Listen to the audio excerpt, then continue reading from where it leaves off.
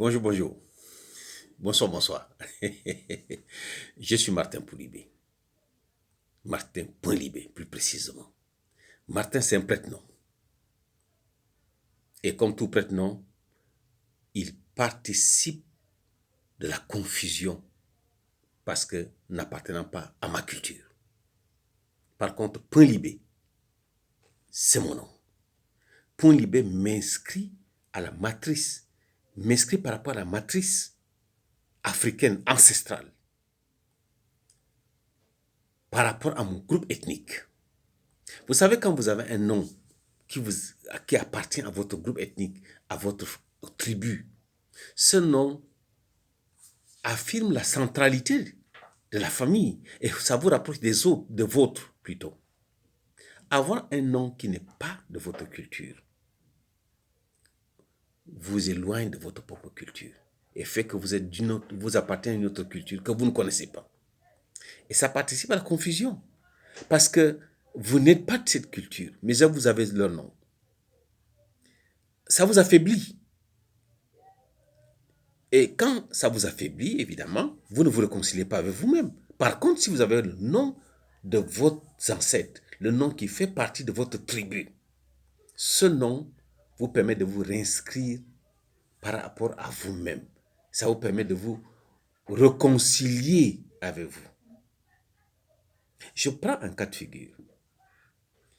De plus en plus, quand vous regardez les mariages qui s'effectuent de nos jours, vous verrez sur des véhicules qui transportent mariés, Kevin se marie avec Margaretha. C'est pas africain. Et comme c'est pas africain, ça participe de la confusion et ça affaiblit les Africains.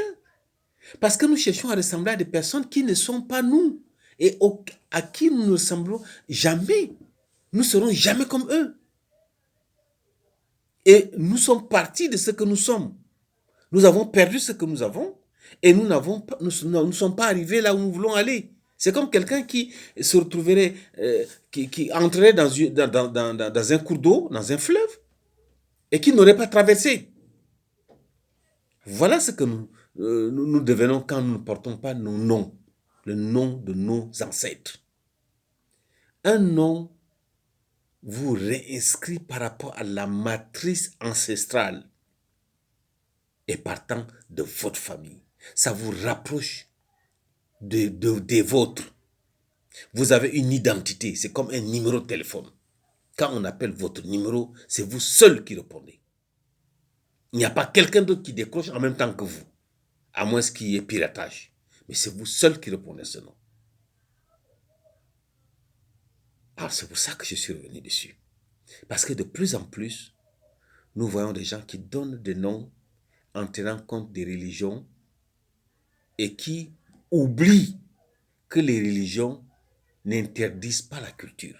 Il n'y a pas inadéquation entre la religion et la culture. On peut élaguer certaines choses qui peut-être ne vont pas avec votre religion.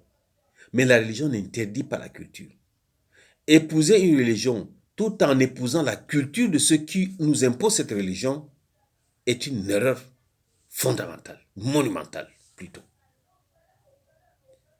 Quand on s'appelle Martin, on n'est pas blanc, on n'est pas occidental, on est africain. Alors on devrait accompagner Martin des noms africains. Voilà pourquoi moi je m'appelle Martin, je me prénomme Martin et je m'appelle Poulibé, qui renvoie à un groupe ethnique, qui me réinscrit par rapport aux ancêtres de ce groupe ethnique. C'est ce que je voulais dire aujourd'hui. Faites très attention quand vous donnez les noms à vos enfants. Parce qu'à ce moment-là, ils ne sont pas capables de se donner un nom eux-mêmes. Vous êtes responsable du nom que vous donnez à vos enfants. Sachez donc que c'est un héritage que vous laissez. N'affaiblissez donc pas vos enfants.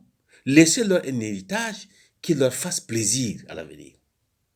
Et nous sommes dans un monde, vous savez, avoir un nom qui nous réinscrit par rapport à notre matrice ancestrale nous protège. Nous sommes dans un monde où tout est agression. Regardez les télévisions maintenant, on nous endort dans les médias. Vous voyez, quand vous voyez un film qui passe, les films qui viennent de l'Occident, sur 10 films, 8 films On parle d'homosexualité, on parle de lesbinité, et on veut nous faire avaler ça. Faites très attention. C'est ça le but de ma vidéo d'aujourd'hui. Je m'appelle Martin Pounibé.